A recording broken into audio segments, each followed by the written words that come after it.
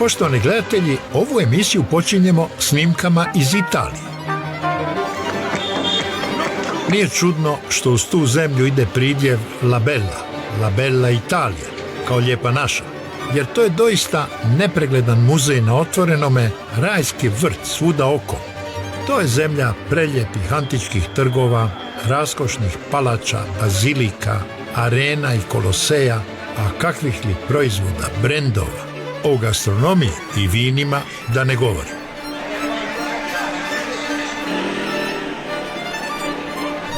Ali ima Italija još nešto negativno, a svjetski poznato. Ima mafiju. Mafiju s puno krakova.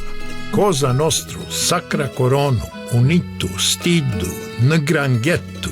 A mi se javljamo iz mjesta koje se nekada smatralo središtem Camorre. Ma che buio stasera. Sad ćemo pričati o jednom kvartu u Napulju koji se zove Scampija. I ova zgrada iza mene bila je sinonim za korupciju, kriminal i narkobiznis. Na ovom mjestu se dilalo najviše droge u velikim količinama u cijeloj Europi. Scampija, a zgrada se zvala Jedra, u množini. Ali je pola zgrade srušeno, jedni kažu jer je bila tako simbol zla, a drugi kažu zato što je tlo bilo nestabilno i čitava arhitektura je bila promašena. Pa je ostalo pola zgrade, pa se sad zove Jedro.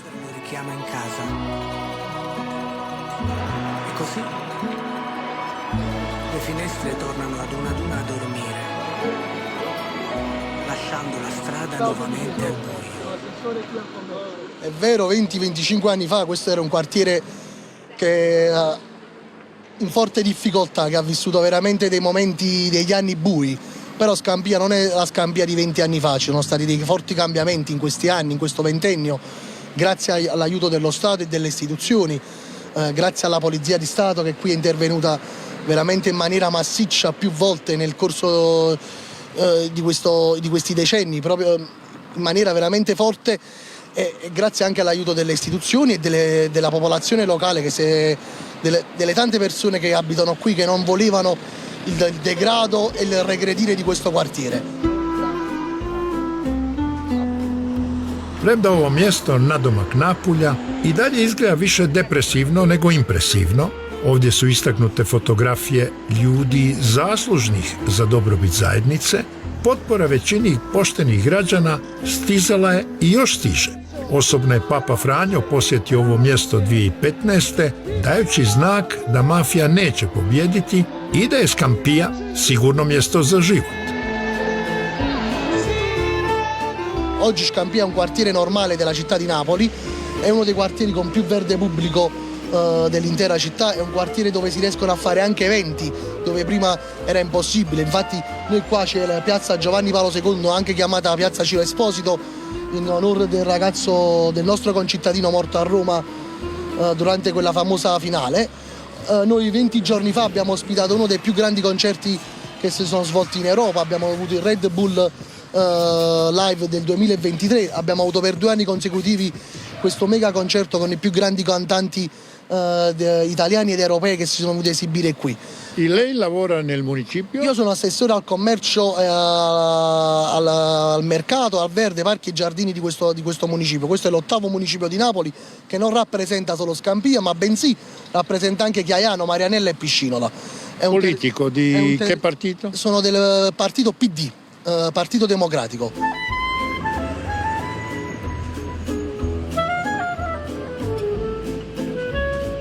Queste storie di televisione, del film Camorra, questo aiutano? Allora, questa è una discussione che da oltre 10 anni la viviamo. Io non voglio avere un approccio populista, perché col populismo non si va avanti.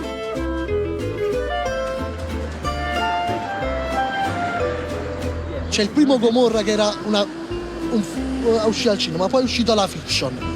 Un po' si è accentuato, però sono cose che sono realmente accadute. E io mi domando anche, ma i film sulla mafia americana, quella degli anni 20, del 1920, e sono dei famosi film importantissimi, Il Padrino e tutto, Io non penso che abbiano danneggiato l'America, penso che l'America sia andata avanti anche con i film di impatto sociale che parlavano di mafia.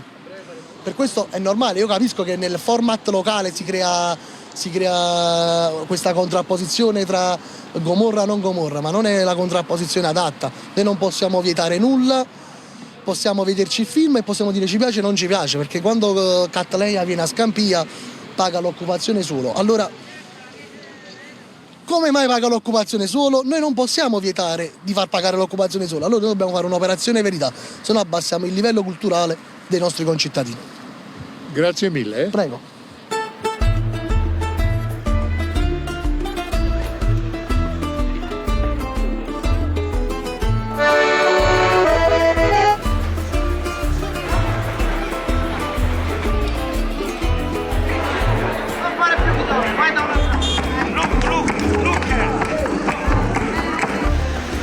U Napulju smo dobili mogućnost razgovora s bivšim državnim tužiteljem, Cesarom Sirinjanom, danas sucem, koji je poslao u doživotni zatvor jednog od vođa klana Casalesi, zbog čega je godinama bio pod policijskom zaštitom, 24 sata, na dan i noć. I prvo smo pitali što je posebnost Camorre i što je to pizzo, ne pizza napolitana, nego pizzo napolitano. La Camorra viene intesa anche come termine per il pizzo. Quando dice mi devi dare la Camorra significa mi devi pagare il pizzo. Pizzo e Camorra viene spesso utilizzato nello stesso significato. La Camorra è l'organizzazione criminale campana. La mafia, l''ndrangheta, la Sacra Corona Unita sono altre organizzazioni. Però poi quando bisogna andare a precisare i comportamenti dei camorristi, si può dire o il pizzo o la tangente oppure semplicemente a Camorra. Quando il ristorante è molto importante, chiaramente la tangente aumenta. Non le posso dire, comunque tenga conto che mediamente sono 3 rate che chiedono Ferragosto, Pasqua e Natale, quindi si pagano le 3 rate, 3, 4, 5.000, a seconda del posto dove si trova il ristorante. Insomma, se si trova nel centro della città paga di più, se si trova in periferia paga di meno.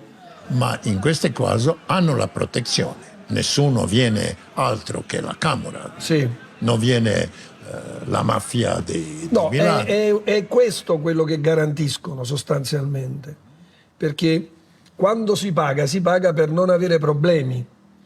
Quindi la persona che resiste inizialmente e che non vuole pagare di solito viene avvisata 1 volta, 2 volte. Alla terza volta gli incendiano l'ingresso del ristorante oppure fanno fare le rapine nel ristorante, dove i clienti quindi hanno paura di andare, e quindi tu capisci che per stare tranquillo devi pagare. Ma questi sono piccoli negozi, la mafia opera a grande dimensione. Cosa è il terreno più principale oggi della mafia? La droga, no? Suppongo. La droga sicuramente è la principale fonte di sostentamento di tutte le organizzazioni mafiose, e serve però per accumulare ricchezza da utilizzare poi per gli investimenti, perché adesso non c'è più una organizzazione criminale che si occupa solo di droga o solo di tangenti, ma costruisce, acquista. Sono diversificati. Esatto, e quindi questo significa,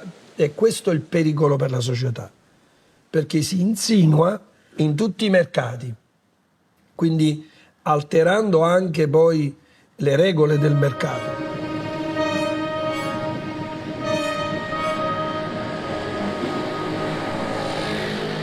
Nel corso, di questa mia lunga ormai carriera, ho avuto modo di in qualche modo confrontarmi con una pluralità di realtà mafiose, criminali, non soltanto autoctone, non soltanto italiane, ma anche straniere che sono presenti in questo territorio ed anche in molte parti d'Europa. Ormai le mafie, straniere, soprattutto quella nigeriana ed albanese, Albanese? sono nigeriana e albanese. Nigeriana, l'albanese è albanese o anche albanese di Kosovo?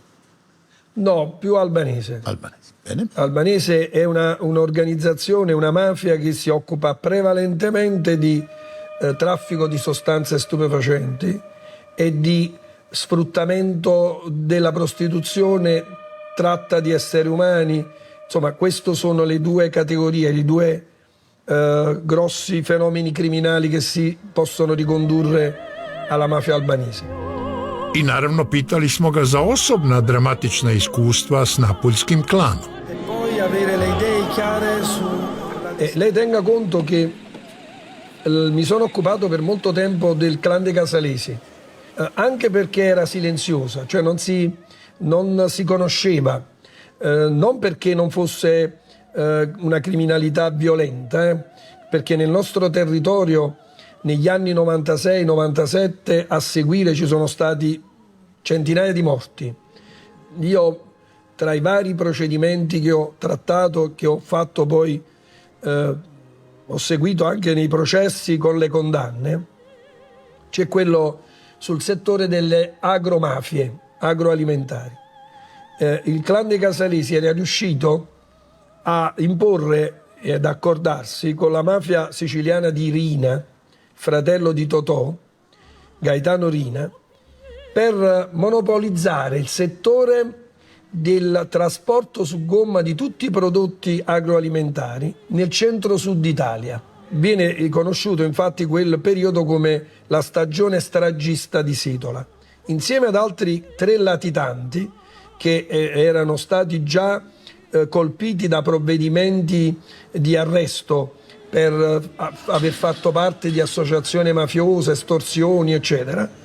In 6 mesi ha commesso 18 omicidi, vennero uccisi 6 extracomunitari che non avevano alcun ruolo nella criminalità, ma si trovavano in una sartoria, e siccome Setola voleva che pagassero il pizzo per l'esercizio dell'attività di trafficanti di droga nel territorio, non lo vollero pagare e quindi sparò all'impazzata e uccise 6 extracomunitari. Da quel momento, siccome io sono stato insieme ad altri colleghi il titolare del procedimento per la sua cattura, avvenuta poi dopo 6 mesi dalla sua fuga, ho subito delle minacce. Poi avevano deciso di collaborare, avevano dichiarato che Setola voleva uccidermi, e dunque dal 2008 fino al 2022 ho avuto la scorta, cioè ho vissuto sostanzialmente sotto scorta, avevo 24 ore, no, quando stavo a casa la scorta andava via,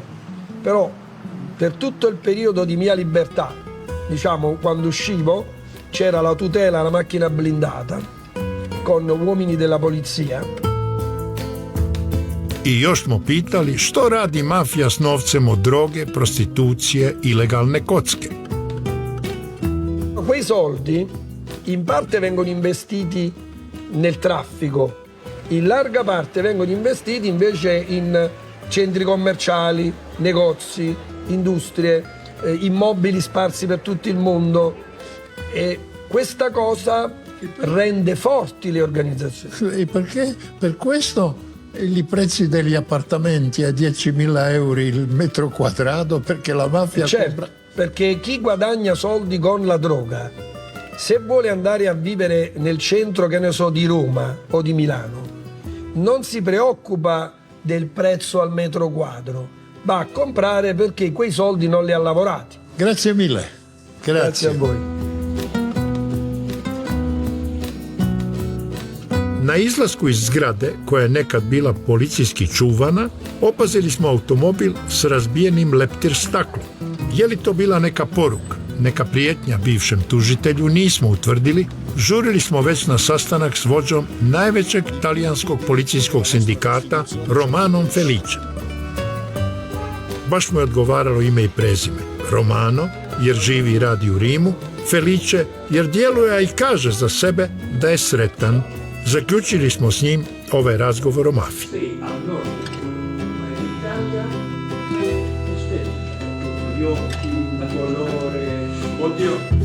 È chiaro che tra lo studiare 15-20 anni per conseguire una laurea, fare l'ingegnere piuttosto che l'avvocato o il medico per guadagnare 2000 euro al mese, e guardare invece il camorrista, il mafioso che va a fare una rapina o va a prendere quel famoso pizzo, i 2000 euro al mese. Si chiama pizzo. Pizzo, sì. Tangente. E viaggia con l'orologio d'oro, il telefonino di ultima generazione, la macchina bella, e i ragazzi sono più portati a inseguire quel modello per effetto della nostra azione, che abbiamo decapitato i grandi capi mafia, ma anche perché ha capito che con quel metodo non guadagnava mai il consenso sociale. Attraverso invece oggi il riciclaggio dei soldi proventi dalle attività illeciti, armi, droghe, sfruttamento, eccetera, se io li reinvesto nel mercato ordinario, la famosa mafia dei colletti bianchi, e lei ha un'attività che è in difficoltà e io vado in una banca e la banca dice non le fa credito, arrivo io e dico non c'è problema, i soldi li metto io, però divento socio, poi divento socio di maggioranza, poi mi approprio della ditta. Il mio obiettivo non è fare quello che faceva lei, il mio obiettivo è avere uno strumento attraverso il quale far riciclare i soldi.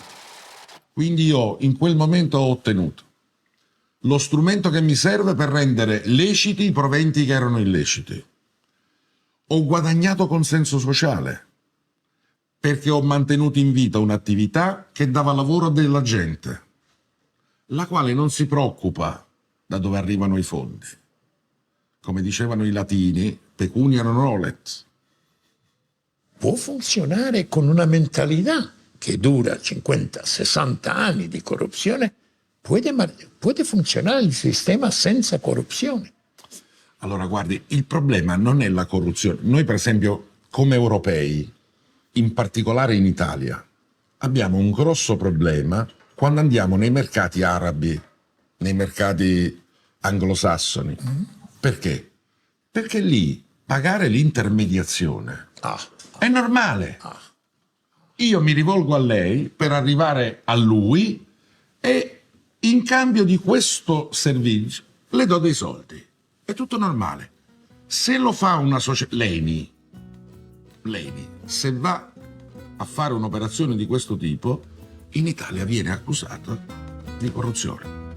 Allora, non è possibile da una parte fare la globalizzazione dei mercati e dall'altra avere regole completamente diverse. Questo lo dico.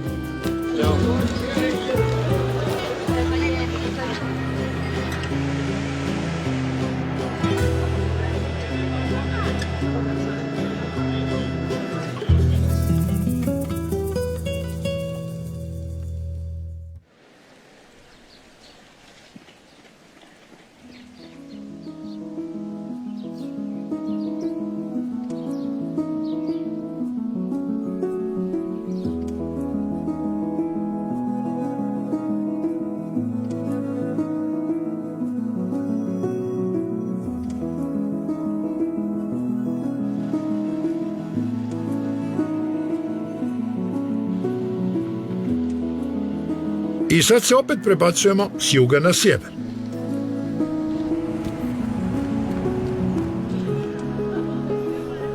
U Norveškoj nema mafije, bar nema ovakvih razmjera kao u Italiji, ali nakon incidenata u Švedskoj postoji strah da bi se aktivnost kriminalnih skupina mogla prebaciti u Oslo i druge norveške gradove, jer stiglo je i dalje stižu na desetine i desetine tisuća došljaka, južnih Evropljana, onih s Baltika, s Bliskog i daljeg istoka, iz Afrike, i za sada su Norvežani uvjereni da će ih njihov sustav inkluzije i socijalne blagodati odvratiti od nasilnog ponašanja. Jer ipak najveći nasilnik i masovni ubojica u norveškoj povijesti bio je Norvežanin.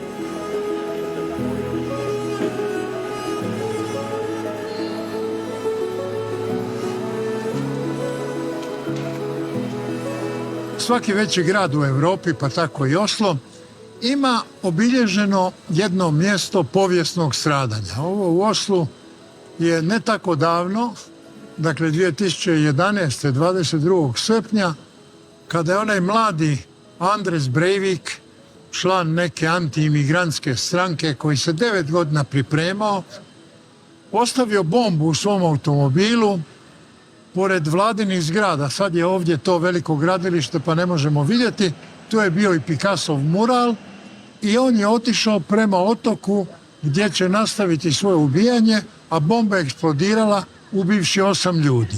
Poslije je otišao do otoka, kako se ono zvao otok? Utaja.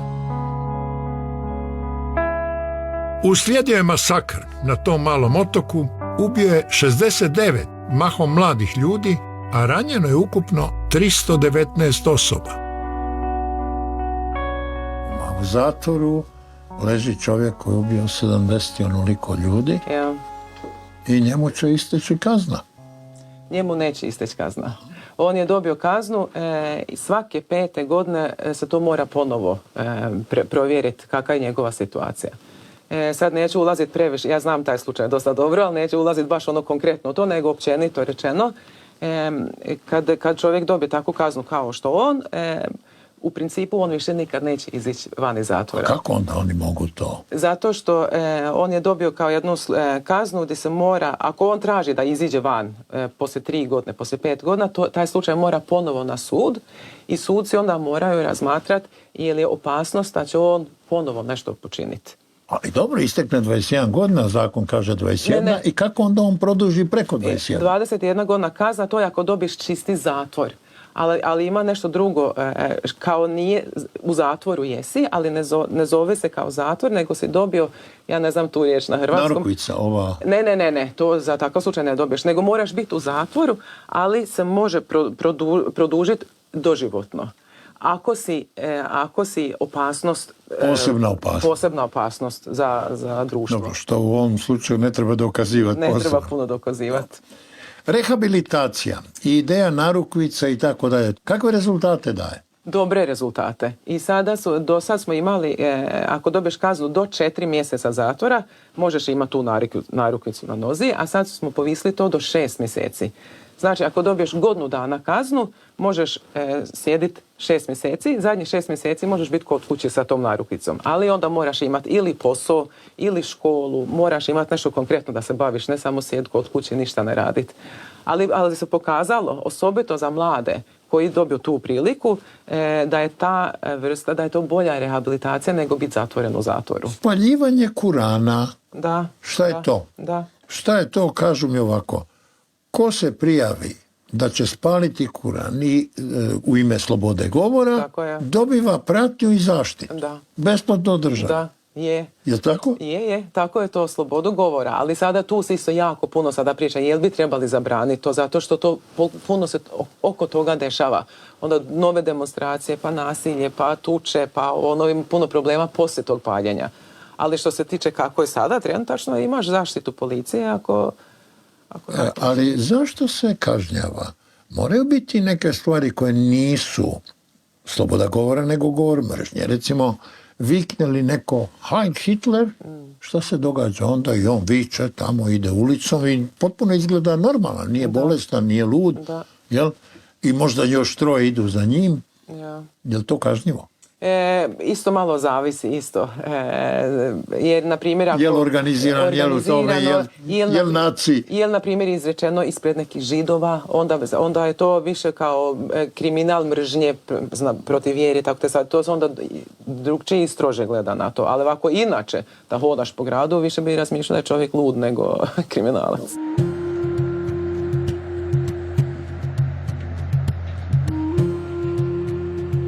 Bio nam je to povod da odemo u jednu od džamija u Oslu, posebno ne samo po tome što je najveća u državi, nego i zato što pripada ahmedijskom islamu, koji u nekim državama islamske većine nije dobrodošao, ali u Norveškoj ne prave razliku.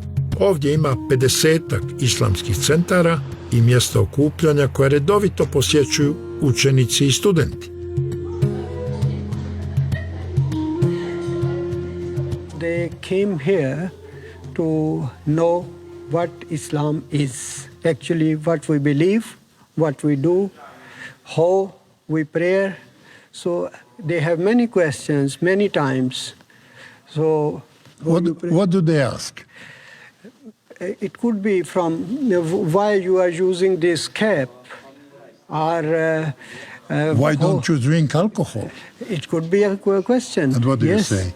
Actually, we always say that it is forbidden in Islam to drink alcohol, and it is not good for their health also. Now, these kids, it's a part of their religious education. It's a part of the Yes. program in Norway. Yes, it so is. all schools are doing that. Yes, yes, of course. It is a part of their curriculum in this. There is that debate here about the book Quran, and some people say it's a freedom of expression if I burn the Quran.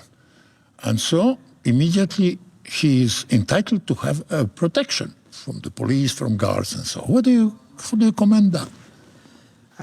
I will say that yes, it must be a freedom of expression and everything, but not to disturb someone else, not to create hate between two groups. I think it is not a freedom of expression. Okay, so make the difference between the freedom of speech and expression and the speech of hatred.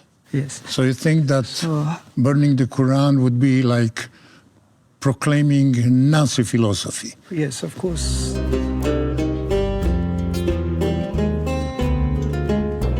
Bilo nam je zanimljivo kako su učenici svi redom skinuli cipele prije ulaska u džamiju. Ništa im to nije bilo čudno, jer se i doma u Norveškoj ljudi i domaćini i gosti izuvaju kod ulaska u stan. To pravilo vrijedi i za norveške škole. Well, here in Norway, we always take off our shoes before we go inside. We always have like a hall where we take off our shoes because we don't want inside to get dirty. Yeah, it's just cleanliness. Yeah.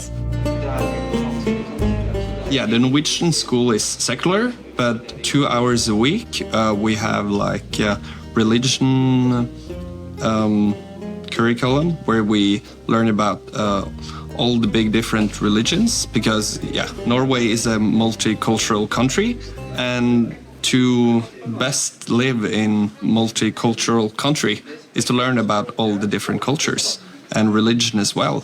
Today I'm here with my class because we're having a period where we're learning about Islam, and the best way to learn is to visit different religions, important places like mosques or churches. It's a different way of learning, and the best way to interact with other religious people, and also learn a bit about respect as well.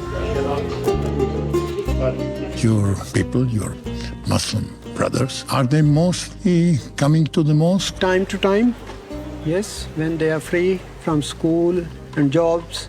So Muslims follow Islam here also in Norway, yes, and there are many practicing Muslims. And what do you say? How do the Norwegians accepted you? Friendly and with correctly. enthusiasm. Friendly and correctly.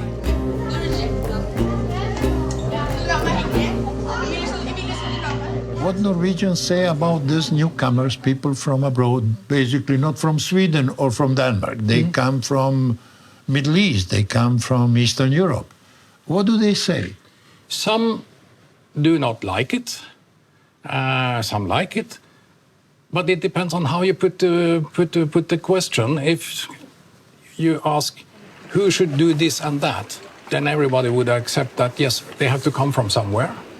If you ask about culture and influence and so on, then a number of people will say, we don't want them, but they want their hands, they want their brains, their contribution to our economy. So the consensus is that you need hands, We need hands. and these hands should be imported. Yes. But who should be imported, that's a difference. That's and a difference, under what yeah. conditions? Yeah, that's a difference, and it's impossible to find the perfect combination Balance. there. This will continue to be a debate. It's more a debate in some of our neighboring countries like Sweden and partly Denmark than in Norway, but it's a debate. Is it today the greatest difference between the right and the left, if we call in classical terms, the right and the left in Norway? The immigration, is that the main issue where you see the difference? Yeah, it's one of them, but it depends on what happens. Compared with Sweden, where they have all this shooting and crimes, then it's more polarized. We are less polarized for the time being, but if something happened, then it could be here as well. We had a huge terrorist attack in 2011, but it happened to be a pure Norwegian who did it. So in a way, it united rather than polarized us. Prosječan Norvežanin ima dva hobija, skijanje i trčanje, hodanje po šumama uz boravak u kolibama, brvnarama, oni kažu kabinama, na osami u prirodi.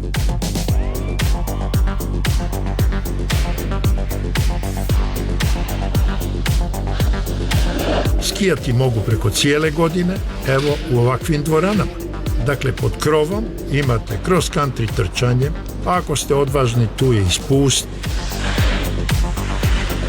Skije i drugu opremu možete unajmiti, a za inače skupu Norvešku cijene su vrlo dostupne. Godišnja članarina je 450 eura, to je €1,30 na dan. I to je još jedan dokaz kako Norvežani imaju jeftinu ponudu za stvari i aktivnosti koje smatraju općim dobrom i interesom. Tako je i njima osim skijanja druga omiljena stvar, boravak u prirodi, u šumi, svima dostupna. Bilo da su vlasnici, bilo da unajmljuju ili im netko daruje boravak u jednoj od 500.000 kabina u Norveškoj. Posjetili smo za početak jednu od najpoznatijih.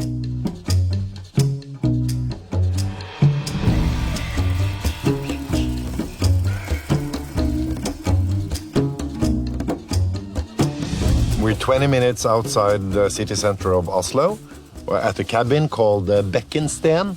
This used to be an old house, a guy living here who was together with Roald Amundsen, the famous Arctic explorer, on his Arctic trips.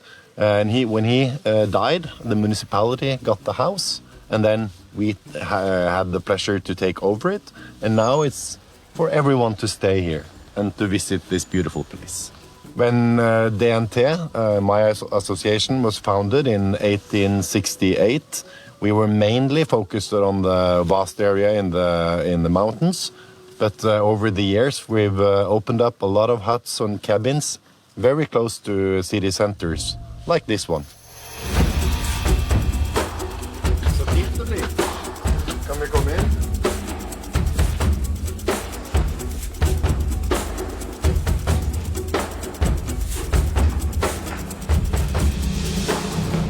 Sånn. Hei. Da var det fint. Du godt og varmt. Kaffen er klar. Deilig og varmt, da.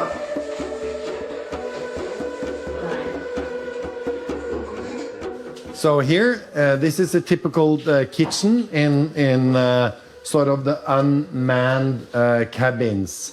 Here you will have to bring all your food. And what's special about this cabin is connected to electricity. So here you do everything on a regular oven. You have a refrigerator where you can keep all the food that you have brought and keep it cold. And you have, of course, running water and hot water as well.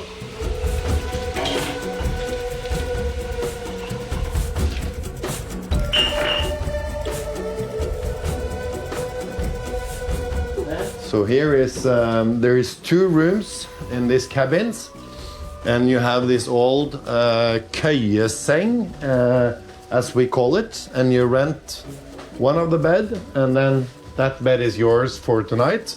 Or if you're a bigger family, you can of course keep the whole room. But also in here there's even more beds. So it's quite spacious. There's a room for a lot of people staying here. And they all have the typical DNT bed covers. It's quite cozy, huh? You can imagine staying a whole night in here.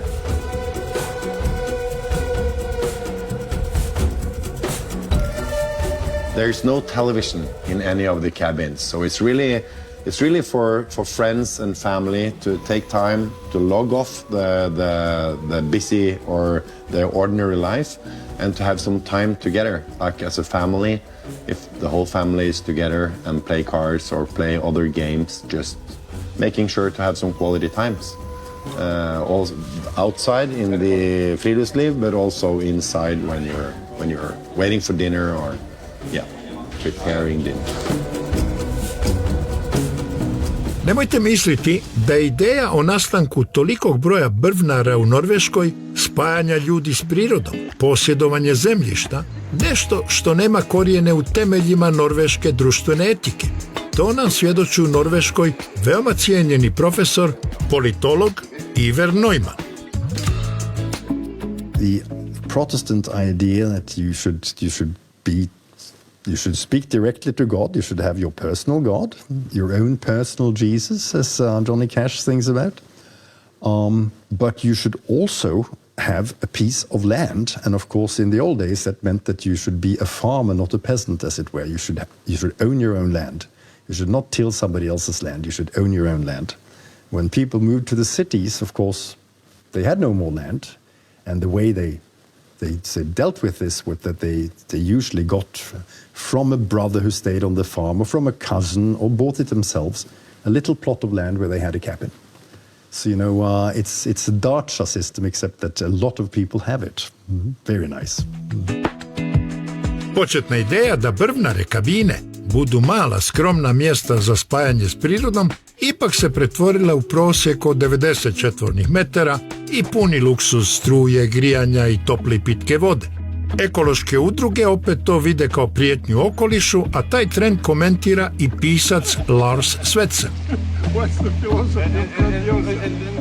You can go into nature.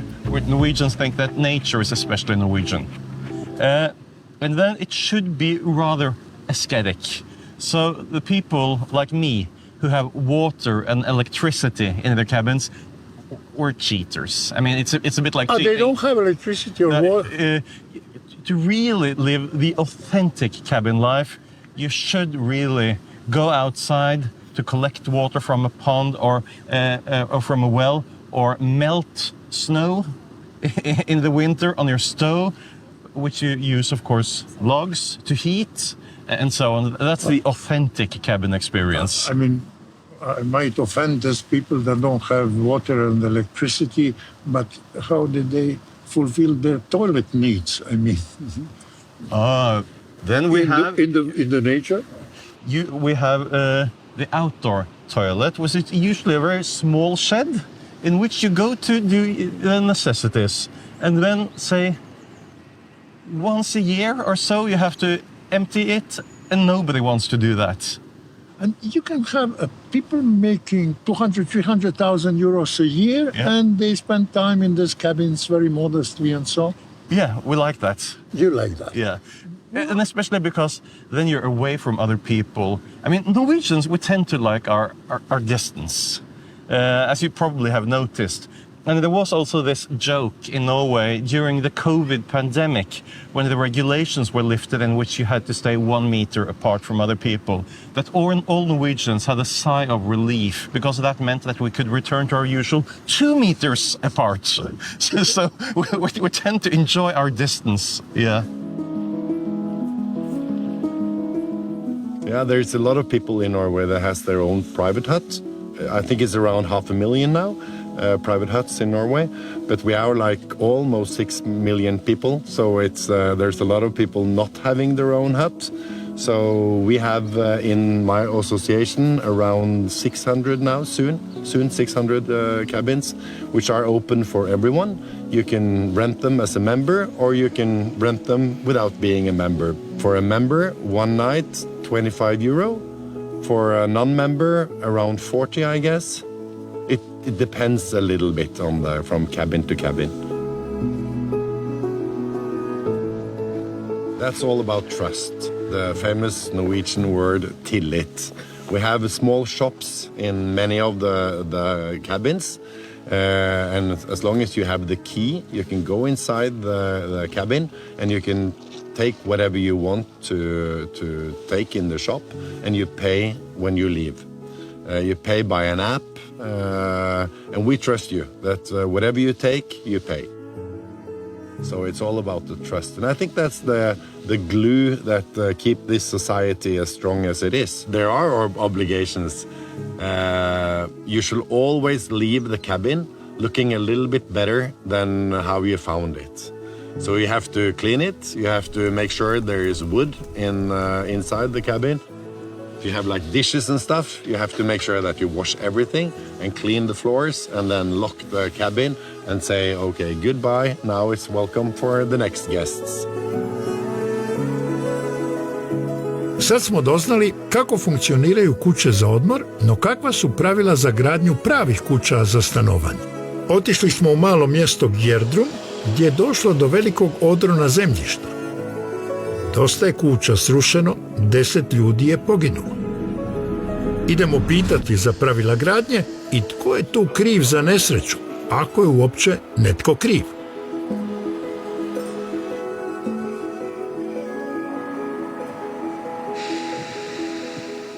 How long does it take that you give me all the permits? In average. I think it will take at least a year. If I start building, which is illegal, what happens? Did this happen ever? Do you know of? No, I never heard of. You never heard of? No. Did you hear of? No, and it's tradition in Norway to follow the rules. So Maybe someone tried to put up a garage or a veranda or something without What permission. about these cabins? it's the same there. So not even this 1 million cabins, all of them are built legally? But if you have a really small house to store stuff, there is a limit that you can put up without a permit. Yeah, but you if stay you're going to there and live you- in the house, you need to follow the rules of regulations. So all the cabins are legal? Yeah. Yeah. Now, your village became famous not only for the visits of the king and the royal family, but also because of one landslide which happened when? In December 2020. Okay, so 10 people died, and how many houses were destroyed? More than 30.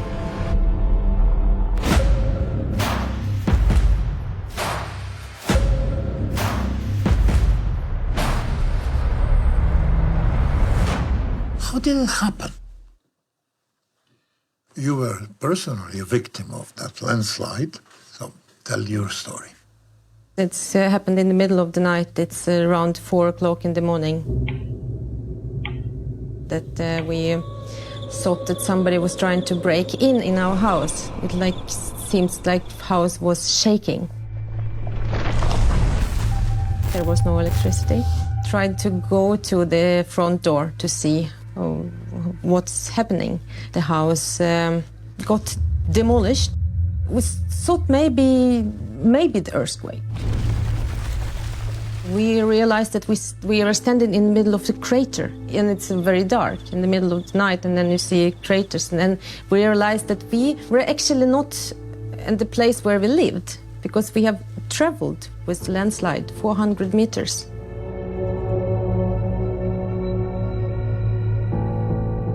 We have been waiting for to be picked up around 1.5 hours.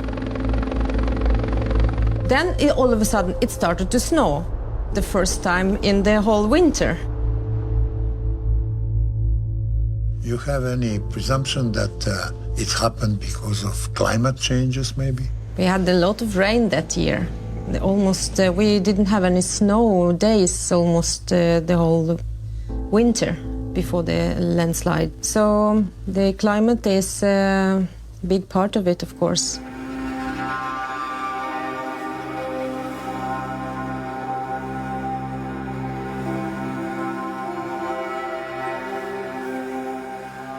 Are these houses usually insured? Yes. And that's a very good thing as well. So if insurance, both for the inside of the house, like furniture, clothes and stuff, and the houses were insured. So insurance were also... Is that the practice in Norway, that you insure your house? Yes. For some families, have not insured the stuff in the house. Yeah. The house itself is always insured, It's always, but the stuff inside was not insured. Yeah. But then we had this national money raising.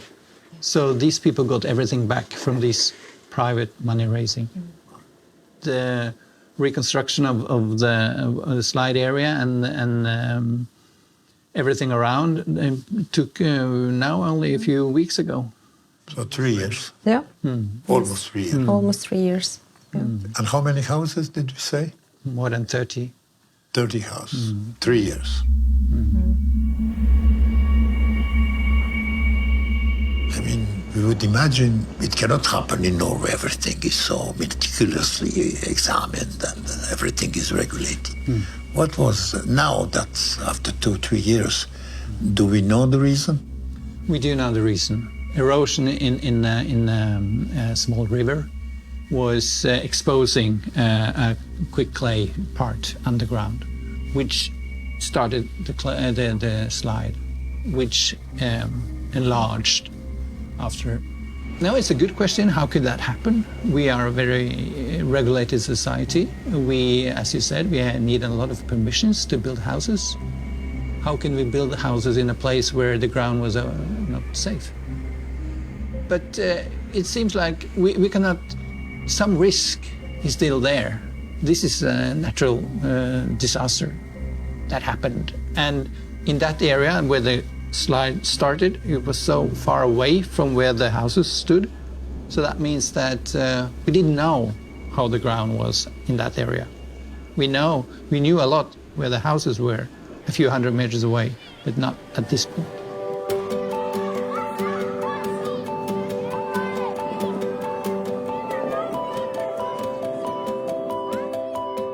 And there is no responsibility, actually.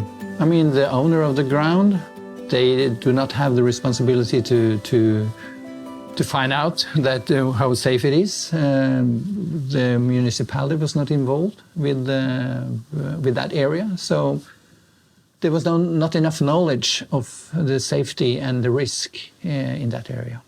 Okay, what is the conclusion? What is the lesson that we draw from this one? The result will probably be stronger regulations in the future. The government will ask more from the owner of the lands who wants to make the land ready for building houses. They need more knowledge of how if the ground is safe or not. Pouk ove priče, za svaku gradnju treba valjana dozvola. Kuću obvezno treba osigurati od potresa, poplave i odrona zemljišta.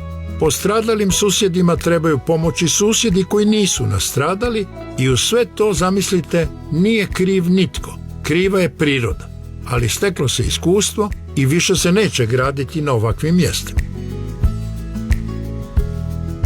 I još jedan detalj, u zemlji s najvećom ušteđevinom na svijetu, koja ima u fondu 1400 milijardi eura, ipak je trebalo 3 godine da se obnove srušene kuće i sanira zemljište.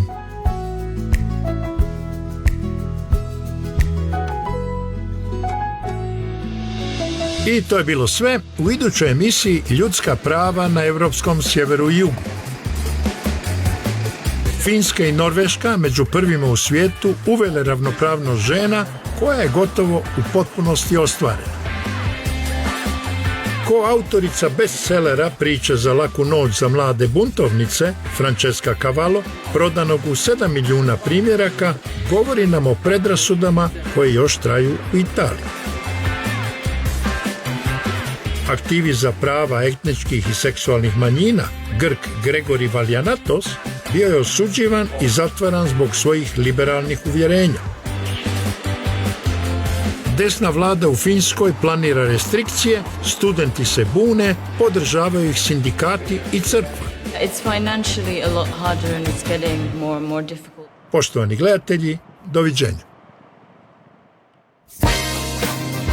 bi na televiziji, moram kosu popraviti. Dobro. Sad može.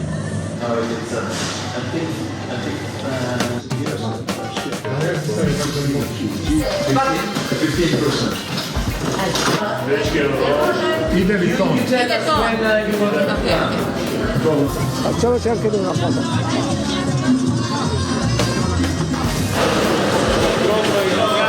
Čekaj, hoćeš se ti slikati? Vidim, sve vidim. Zahvaljuju stanovnici, zahvaljuju stanari Anafiotike. Ajde još jedno molite. So, Annette Papatinasiou. Annette Papatinasiou. Thank you. Interview take one. Papa was...